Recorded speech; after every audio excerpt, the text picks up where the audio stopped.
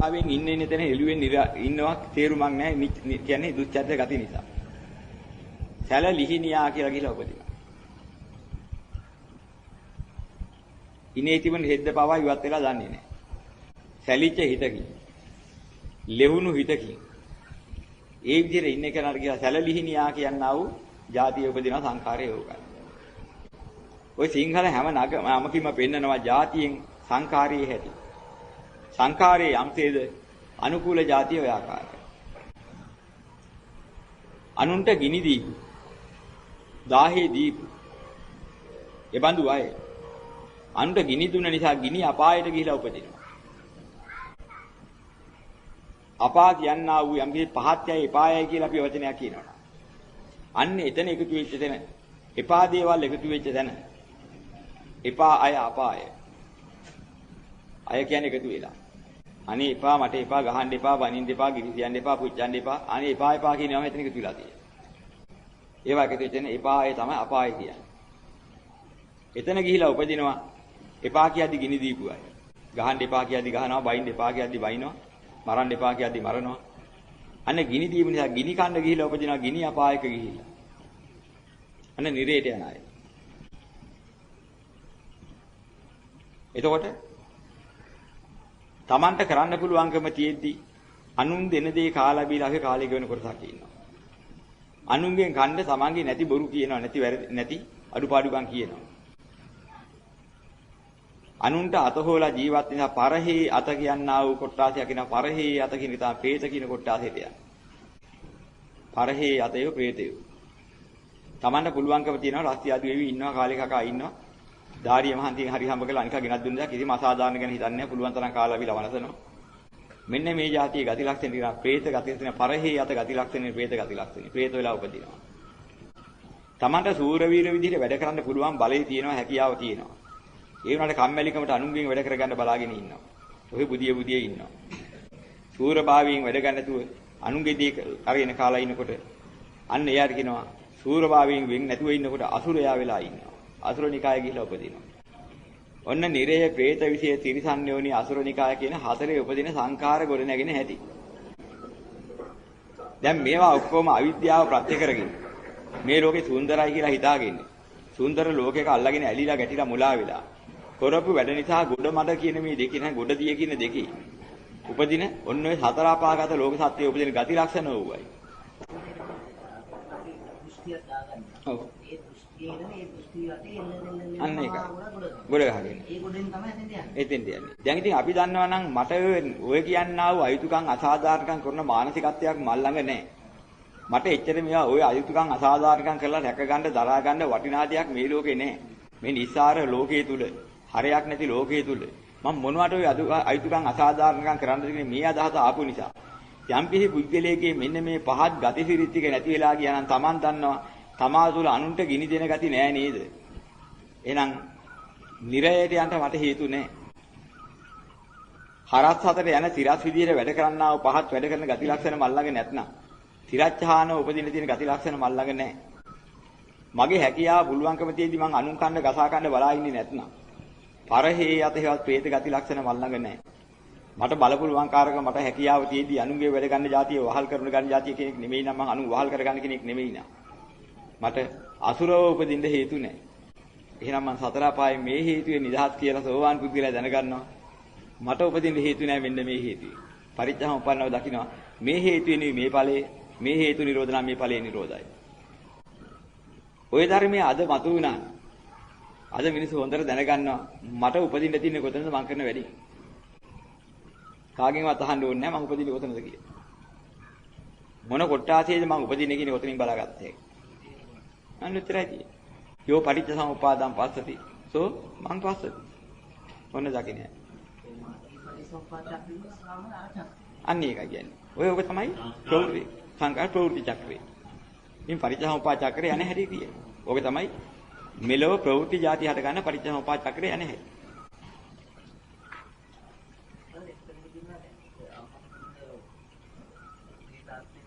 ඔව්.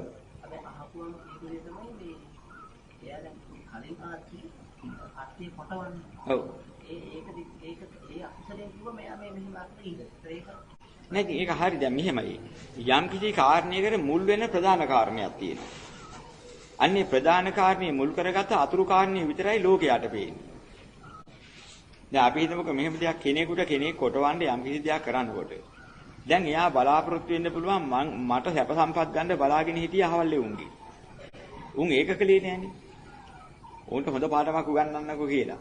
තමාගේ ප්‍රධාන අදහස දෙවෙනි කරලා හිටන් ඒකට වාඩුව ගන්න දෙවෙනි කාරණයක් ඉදිරිපත් කරනවා. මෙන්න මෙහෙම කරගත්තාම ලෝකයට පේනවා පිටින් පෙන්නපු වාඩුව. ඒකට මූල වෙච්ච හේතුවගේ අභ්‍යන්තරේ හැදිලා තිබුණ කාරණේ අන්න අර ප්‍රේත වෙන්න හේතු වෙච්ච එක.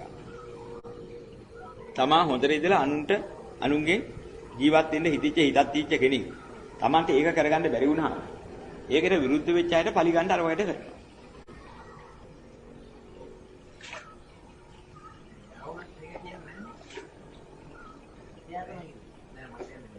යාගේ මූල සිද්ධාන්තය කියන්නේ දෙවෙනි ක්‍රියාවට අතර යාට හිතේ යාට දැන් පේන්නේ. අනේ ඒකයි. දැන් පේන්නේ එහෙම වුණාට මුලදී කරලා තිබිච්ච එක අවිද්‍යාවෙන් වැහිලා. ඒකෙන් පේන්නේ. අවිද්‍යාව නිසා නර තීරණය ගත්තා. ඒකයි. ඉතින් අවිද්‍යාව පත්‍ය සංඛාරා කිව්වෙත් ඔන්න ඔතන.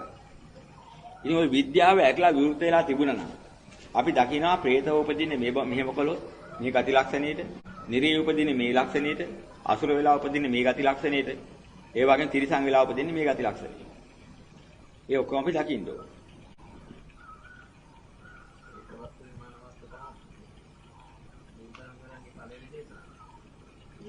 ඒකෙම නෙපෙන්නේ പ്രേත වස්තු විමාන වස්තු වෙන තමයි ලෝකේ ස්වභාවය ඉස්සෙල්ලා පෙන්නේ. 500ක් මගපල ලැබුවා. බලයිනේ ඒක. ඒකකට කොච්චර බොහෝ කොටම භාවිතා කළේ പ്രേත වස්තු විමාන වස්තු ආදී වශයෙන් ඒ සත්ව වෙලා പ്രേත වෙලා හිටපු හේතුවයි ඒක හේකයි ස්වභාවයයි ඒ தත්ත්වයටපත් වෙච්ච හැටි ඔය විදියට.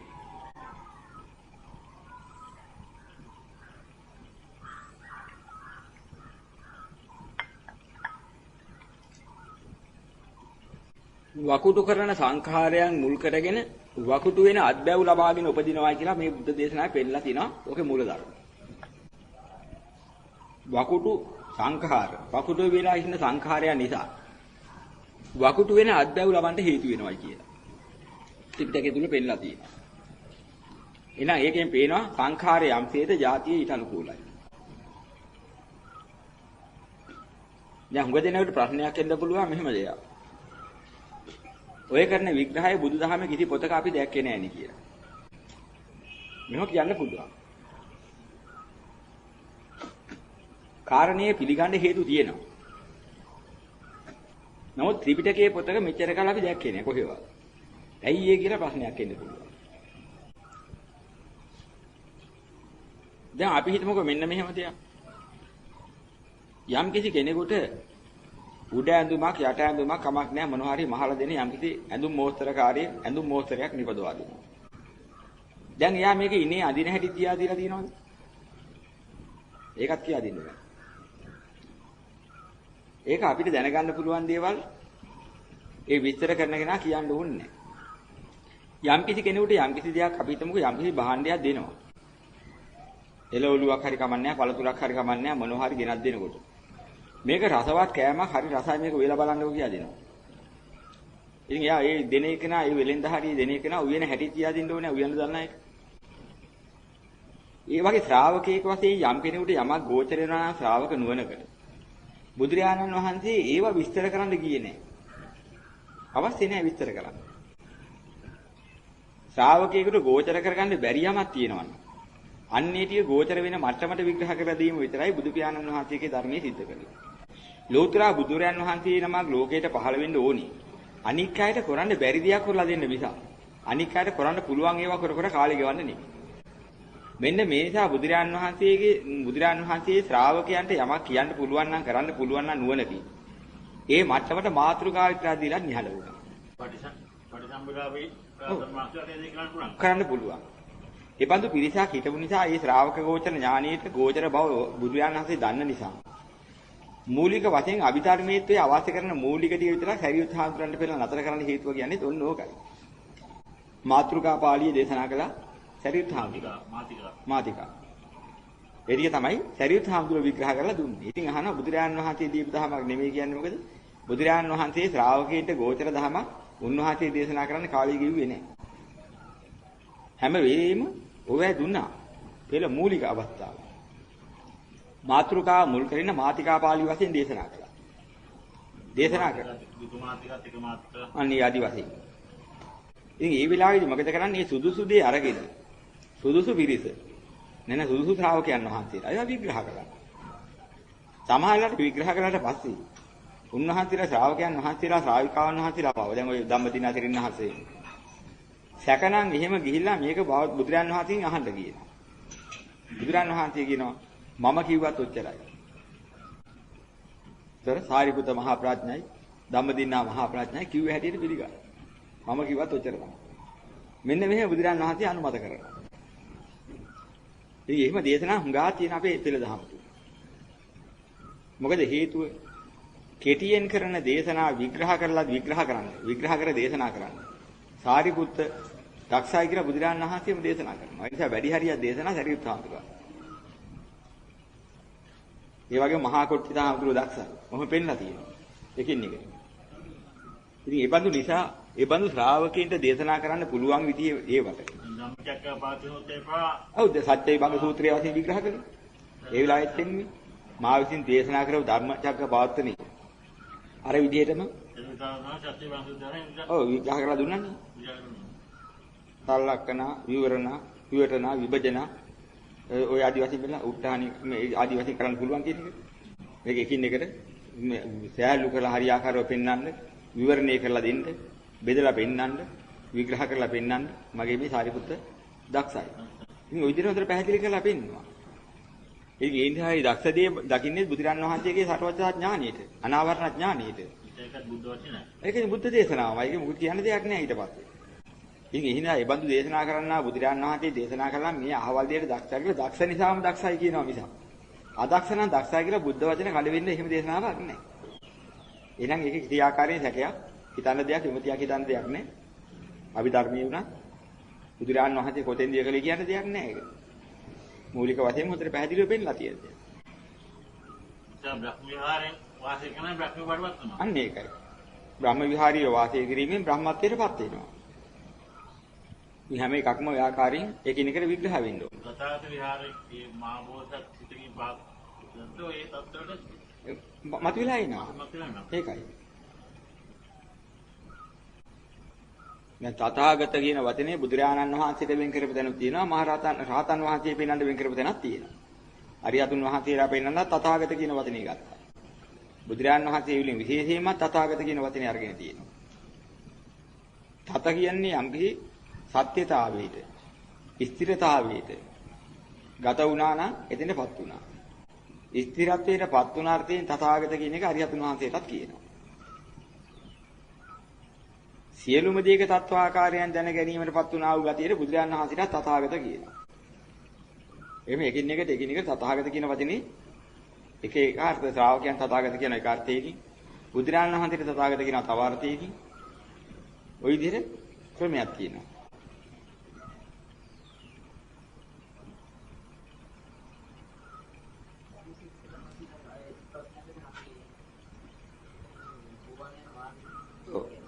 සමාධිය කියන එක තියෙනවා මේ යන රෝවාන් වන මාර්ගයේ විතරම තියෙනවා. ඔව්. ඔය දෙක අතර සමාධියලා ධ්‍යාන උපදින එක එහෙම ගිහිල්ලා සෝවාන් නෑ.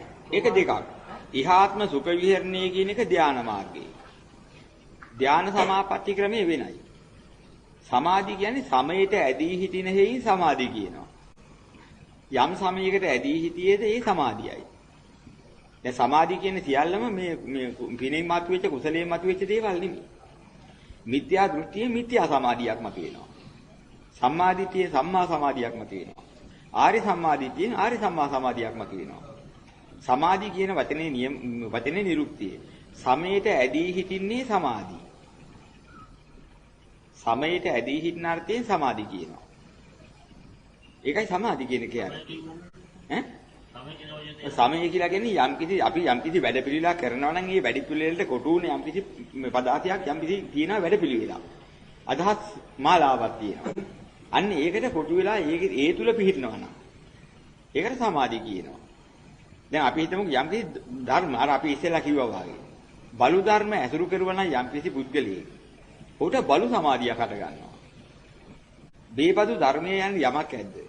ඒක ඇසුරු කරපු කෙනාට. බේබදු සමේත ඇදී සිටින නිසා බේබදු සමාධිය කියනවා. සමාධි කියන්නේ ඔක්කොම බේබු සමාධියට තියෙන භවය. බේබදු භවයේ. ඒ සමාධිය නිසා බේබදු ඥානයක් හට ගන්නවා සමාධි ඥාන. ඒකත් මිත්‍යා සමාධි ඥානය. ඒක සතර පහක් උතුම්නේ. ඔව් සතර පහට ඒකාන්තයෙන් හේතු වෙනවා.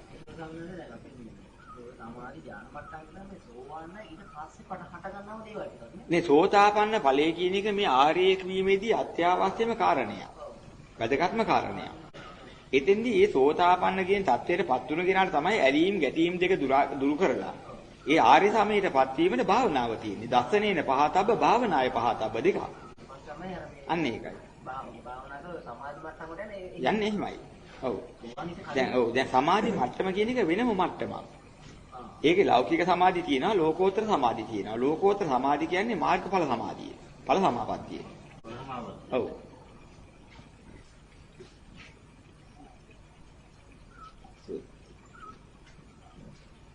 දැන් අභිධර්ම ප්‍රදීපිකා විස්තර කරලා තියෙනවා දුෂ්ක විදර්ශකයාට ඵල සමාපatti සමාධිය බෑ කියලා. ඔව් මෙහෙමයි තියෙන්නේ.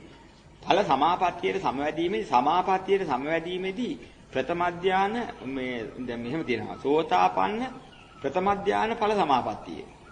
ප්‍රථම ධාන සහගත සෝතාපන්න ඵල සමාපත්තිය. ද්විතිය ධානයේ සෝතාපන්න සමාපත්තිය. දැන් මෙහෙම තියෙනවා. ඒ ධානයේද ඵල චිත්තය සමගය දෙනවා. ප්‍රථම ධානයේ සමගය දෙනවා නම් ඒ ධානය හිතගෙන ප්‍රථම ධාන මේ සෝතාපන්න ඵල සමාපත්තිය. ප්‍රථම ධාන සකුද්දාගාමි ඵල සමාපත්තිය. ඒ නිසා තමයි 89ක් සිත් 121කට බෙදෙන්නේ. ඒක 40ක් වෙනකම් බෙදෙනවා. මොකද මේ එක හිතක් 8 ආකාරයකට බෙදෙනවා මේ විදිහට. මේ සිත් මේ කියන්නේ සෝවාන් මාර්ගය සහ ඵලයේ කියන මේ 8 පස් ආකාරයකට බෙදුනහම 40 ආකාරයක් වෙනවා. ඒ නිසා චිත්ත ස්වභාව 40 ආකාරයක වෙනසකට ගන්න නිසා තමයි සිත් 89ක ප්‍රභේදයට 40 ආකාරයක ප්‍රභේදයෙන් 121ක් සකස් කරගන්නේ. ඒ 89න් 81යි. අර මොකද මේ මාර්ග සිත් 4යි ඵල සිත් 4යි කියන 8. ඒ 89න් අහ කරපුවාම 81යි. ඒ 8 40කට බෙදෙනවා. ඒතකොට 121ක් වෙනවා. සෝවාන් කියන්නේ මානසික තත්ත්වයක්. මේ මානසික තත්ත්වය නම් ඒක එහාට යන පුළුවන් ඥාන මට්ටම. අන්න ඒකයි කියන්නේ. ඒක යන්න පුළුවන්. දුවන් බාට අවශ්‍ය සංස්කාර ගොඩ නැගිනවා. දැන් සෝතාපන්න ඵලයේදී සිද්ධ කරන්නේ යම් ගොඩ නැගෙන සංඛාරයක් නවත්තන එක. අන්න ඒකයි. යම් සංඛාර කොටසක් නිරෝධ වුණා, ඊතුරු සංඛාර කොටස එතන තියෙනවා ඉතුරු වෙලා. මේ සෝවාන් ඵල චිත්තයේ තියෙන්නේ කොටසක් සංඛාර ගෙවලා නිරෝධ කරලා කොටසක් ක්‍රියාත්මක වෙනවා. අන්න ඒ වගේ. ඊළඟට ඒකක් තියෙනවා. ඒවත් පැල ඇටිම තමයි. ඉතින් ওই විදිහට ගිහිල්ලා එක එක ඵල සමාපත්තියට සිද්ධ වෙන්නේ. එක එක සංඛාර කොටසක් නිරෝධ වෙන එක.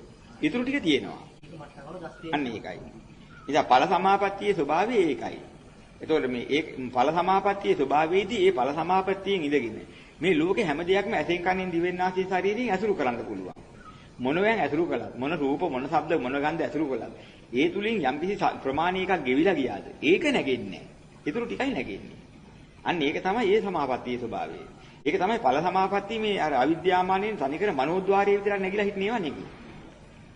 ඵල සමාපත්තිය එකක් මේ ඒතකොට මේ මෙහෙමයි ඵල සිතයි ඵල සමාපත්තියයි දෙකක්. ඵල සමාපත්තියේ සමවදින්න ගියාම ඒක ධානය එක්ක ලැබෙන්න ඕනේ.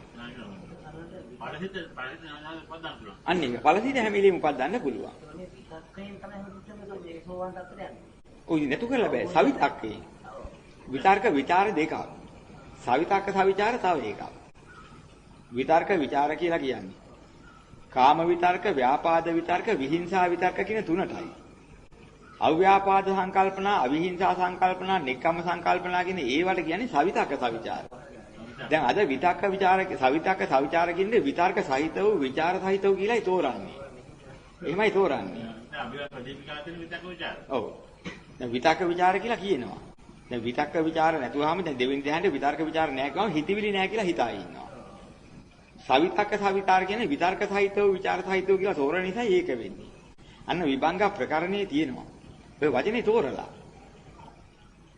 සවිතක්ක කියන එක තෝරලා තියෙනවා. තපෙත්වා විතක්කං කියලා. විතර්කයේ අත්තරකු.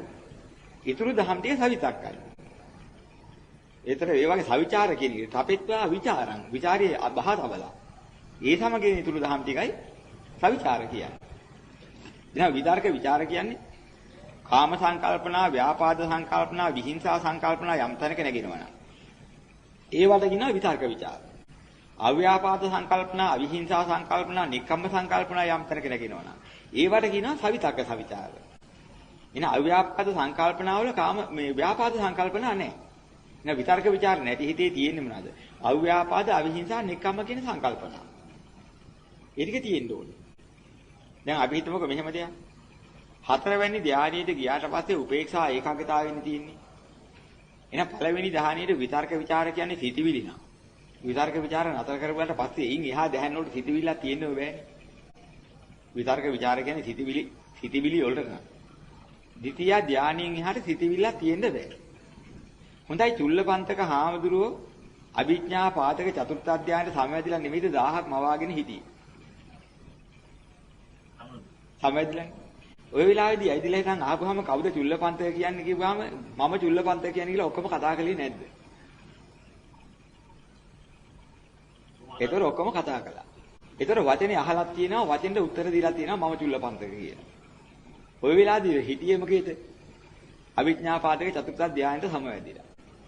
දැන් විතර්ක ਵਿਚාර කියන ඒවා කතාවේ වචන වල තියෙනවා නා. උපේක්ෂා ඒකාග්‍රතාව පවණක් තියෙන අවිඥා පාදක චතුර්ථ ධානයලා කතා කළේ කොහොමද? එහෙනම් මම චුල්ලපන්තක කියන එක විතර්ක ਵਿਚාර නැද්ද? අන්න ඒකයි කාරණේ. විතර්ක ਵਿਚාර කියන්නේ සිතිවිලි කියලා ගත්තොත්. කතාව හෝ සිතිවිලි කියලා ගත්තොත්. එයින් එහාට කතාවයි සිතිවිලි නෑ කියලා නිගමනය කළොත්. ඒතර කොහොමද උන්වහන්සේ මම චුල්ලපන්තක කියලා කිව්වේ මේ පෙළදහමේ තියෙන දේශනා අපිට බෙවුල් කරන්න බෑ. කලේ කොහොමද? එතකොට කාශ්‍යප බුදුරජාන් වහන්සේගේ එදා හිටු අග්‍ර ශ්‍රාවකයන් වහන්සේ නම බඹලෝ ඉඳලා දසදහසක් සක්වලට එනකම් ඇහින්ද ආරභත නික්කමත යුඤ්ජත බුද්ධ ශාසනයේ දුනාත මච්චු හේනානං නලාගාරෝජ කුංජරෝගින ගාතාව දේශනා කළයි කියනවා බඹලෝ ඉඳලා දසදහසක් සක්වලට ඇහින්ද දැන් බඹලෝට ගිහින් ඒකාන්තයෙන්ම අභිඥාපාදක චතුර්ථ ධානයේ නිහිටි එහෙන්දලා ගාතාව දේශනා කරනකොට වචන ශබ්ද වුණේ නැද්ද? දසදහසක් සක්වලට ඇහෙන්න අදිෂ්ඨාන කරලා ප්‍රකාශ කරනකොට විතර්ක ਵਿਚාර නැගුණා කියලා ගන්න. හැබැයි සවිතක්ක සවිචාර නම් නැගුණා. අන්න ඒකයි කියන්නේ. ඒ නිසා දැන් හැම වෙලාවකම අපි දකින්න ඕනේ. දැන් හුඟ දෙනෙකුට ප්‍රශ්නයක් එනවා දැන් අපි සමාධියකින් කතා කරනවා කිව්වොත් එහෙම. විතර්ක ਵਿਚාර මේ ප්‍රථම ධානයෙන්ම ගැලවිලා ගියාට පස්සේ වචන කොහොමද සමාධියෙන් එහාකින් කතා කරන්න කියලා ප්‍රශ්නයක් නගනවා. විතර්ක ਵਿਚාරයෙන් නෙමෙයි කතා කරන්නේ සවිතක්ක සවිචාරයෙන්. අව්‍යාපාද අවිහිංසා නික්කම්ම සංකල්පනාවෙන් නැගින්නේ අව්‍යාපාද කතාව අවිහිංසා කතාව නික්කම්ම කතාව. එහෙනම් නිවන් දකින්න ධර්ම දේශනා කිරීම සම්පූර්ණ කරනවා. හැබැයි ඉතින් මේ සමාධි කතාවෙන් රාගයයි දේශයයි මොහයයි ගැන කතා කරන්න බෑ. රාගයේ දේශයේ මොහොත ටිකත් විතර්ක ਵਿਚාරයට බහිනවා. එහෙනම් සවිතක්කං සවිචාරං විවේකජං ප්‍රීති සුඛ ඒකාග්‍රතාව සහිතං පඨමඥාන. ප්‍රථම ඥාන තියෙන්නේ විතක්ක ਵਿਚාර නෙමෙයි. විතර්ක සහිතව විචාර සහිතව ප්‍රීති සුඛ සහිත කියලා ඔය ආදී වශයෙන් තමයි විග්‍රහ කරන්න යන්නේ. විතර්ක ਵਿਚාර තියෙනවා නම් ප්‍රීති සුඛ නෙමෙයි නැගින්නේ රාගයේ දේශයේ මොහේ. සවිතක්ක සවිචාර වලට තමයි විවේක ලැබෙන්නේ. විවේකයෙන් ලැබෙන ප්‍රීති සුඛ විවේකයක් තියෙනවා. විවේක නිසිතයි. නා අවිද්‍යා අවිහිංසා සංකල්පන අව්‍යාපාද සංකල්පන නික්කම්ම සංකල්පන විවේක නිසිතයි. විරාග නිසිතයි. නිරෝධ නිසිතයි. වස්සග්ග පරිණාමී කාරණා හතරකින් යුක්තයි.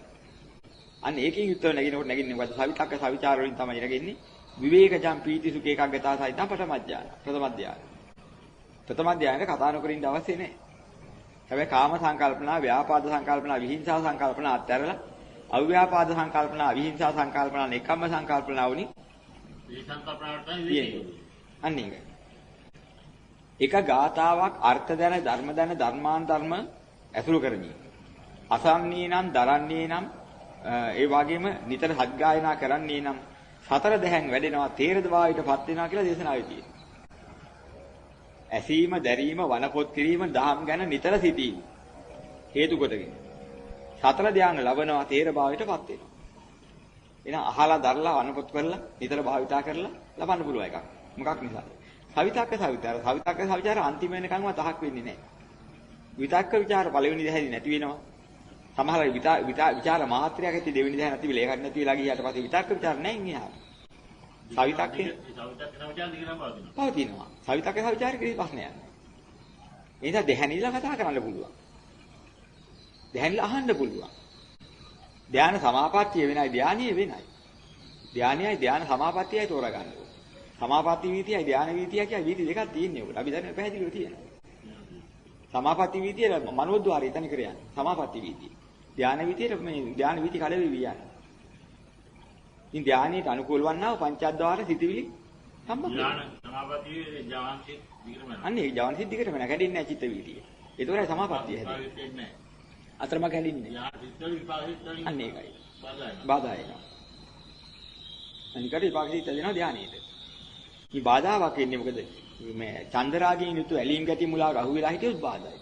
චන්දරාගය දුරු කරපු කෙනාට කොහෙරක්වත් බාධා නැහැ. කොච්චර සතියාව තමයි මොකද? අපිට ප්‍රශ්නයක් තියෙන්නේ. ඉතින් ඒ නිසා මේ ආර්ය භාවනාවට අතර මෙතන හැංගෙන්න කැලේ දුවන්න ඕනේ නැහැ. අපි කියන්නේ ඒකයි මේ සමාජයේ ඉඳගෙන මේ සමාජය ඇත. ඔව් ඕන දෙයක් ඉන්න පුළුවන්. ඒක ප්‍රශ්නයක් නෑ. ඒ තරම් පහසු දෙයක් මේ සමාධිය. ආර්ය සමාධිය. අතන මෙතන දුවන්නේ හැංගෙන්න දෙයක් නෑ. කැලේ දුවන්න දෙයක් නෑ. නිසා සාමාන්‍යයෙන් නියෝසඥාන ඥාන වල නියෝසඥානාසඥාතනේ ඉන්න අරූපී බ්‍රහ්මිකුනි සිවයට වඩා මහබෝසත්ත්වයේ කො ඥානිතුරු ඉන්නවා. සංකල්පික නැහැ. අපේ කොච්චර වැදගත්ද? එදෙන් තේරෙනවනේ.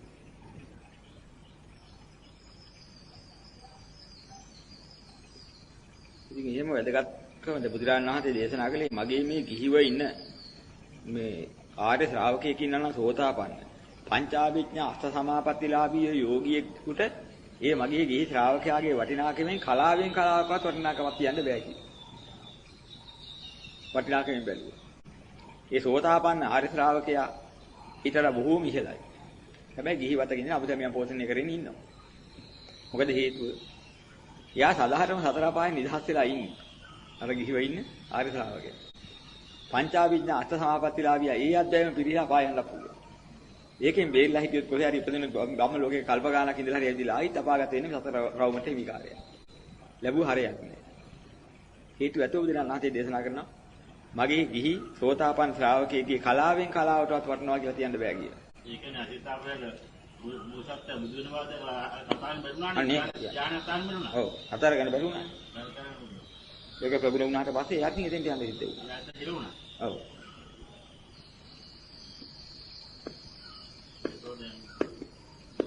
සාමාන්‍ය කියා රාසිත වගේ ඥාන වල බක්මනෝකට යනවා. දැන් මහ බෝසත්න් වහන්සේලා ඥාන වල බක්මනෝකට යන්නේ නැති නැහැ කියන්නේ ඕකයි. අන්න ඒකයි කියන්නේ. මහ බෝසත්න් වහන්සේ උපාදානීය කරන්නේ. මරණාසන්න කිව්වේදී ඥාන අතහරින්න පුළුවන්. අතහරින්න පුළුවන්. අතහරින කාමාර්ථ පිටට පැනලා මනසෝ පත්. මතුවලා එනවා ඒකයි ආශ්‍රයක් නැගලා එනවා. බ්‍රහ්ම ලෝකේ උපාදානීය කරන්නේ නැහැ බෞද්ධයෝ. ඒ නිසා පංචාභිඥා අෂ්ට සමාපත්තිලාභී ලබාගෙන හිටියත් අනාගාමී කෙනෙක් මැරිලා. නිව සංඥානාසඤ්ඤායතනෙ උපදින්නේ. එයාගෙන් සුද්ධාවාසය උපදිනවා. මොකද ඒකට හේතුව උපාදානීය කරලා නැහැ ලෝකේ.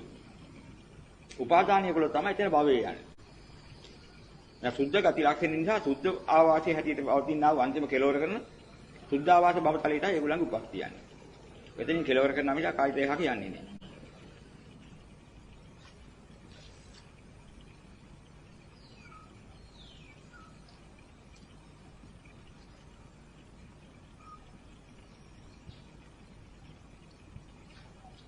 දැන් අපි වැදගත්ම හරියකට ඇවිදිලා තේරුම් ගන්න ඕනම හරියක් තියෙනවා.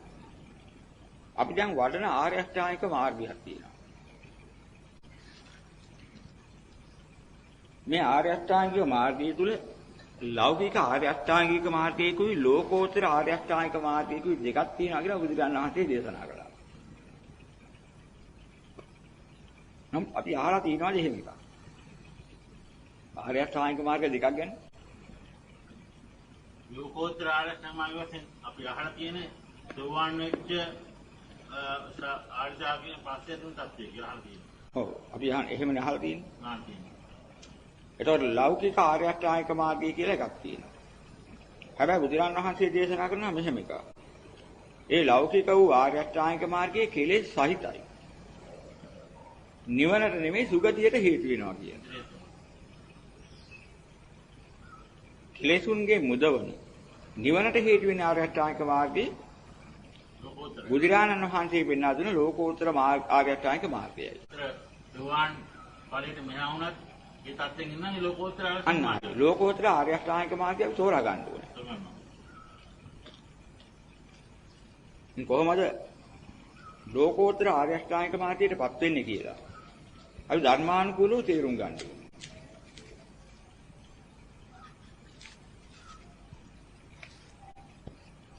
මජ්ක්‍ධිම නිකායේ මට මතක හැටියට මහා චත්තාරීසක සූත්‍රය කියන සූත්‍රය හොඳට පැහැදිලිව ටික දේශනා කරලා තියෙනවා.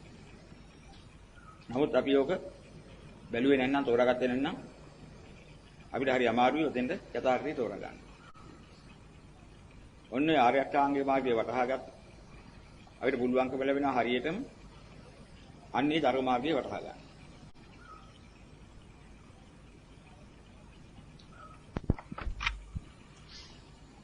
දැන් අපි මුලදීම අපි මෙච්චරලා සාකච්ඡා කරපු අවස්ථාවක් තුළ බෞද්ධයෙක් වීමට අවශ්‍ය කරන මූල ධර්මයේ තේරුම් ගත්තා. මොකද්ද? අනිත්‍ය දුක්ඛ අනාත්ම කියන මේ ත්‍රිලක්ෂණයට ගෝචර වෙන හැම සියලු නාම ධර්ම රූප ධර්ම ඇතුළු ලෝකේ සියලුම දේ මොනවා බැලුවත් අනිත්‍යයි දුක්ඛයි අනාත්තයි කියන මේ ත්‍රිලක්ෂණයට ගෝචර වෙන හැටි අපි තේරුම් අරන් තියෙනවා. ඒ නිසාම අපි නිගමනය කරගත්තා මේ ලෝකේ පැවැත්ම තුළ කිසිම නාම ධර්මයකට කොටු වෙලා හරි රූප ධර්මයක් තුල හරි අපිට පැවැත්මේ සැනසille නිත්‍ය සැප ආත්ම තැනක ඉන්න තැනක් නැහැ කියලා. නිත්‍යයි සැපයි ආත්මයි යන දෘෂ්ටියකින් ඉන්න අසුරු කරන්න තැනක් නැහැ. හැම තැනකම තියෙන්නේ අනිත්‍ය දහමක් නම් දුක්ඛ දහමක් නම් අනාත්ම දහමක් නම් අපිට අසුරු කරන්න ලැබෙන්නේ. ඒවා අනාතයි කියලා තේරුම් ගත්තා.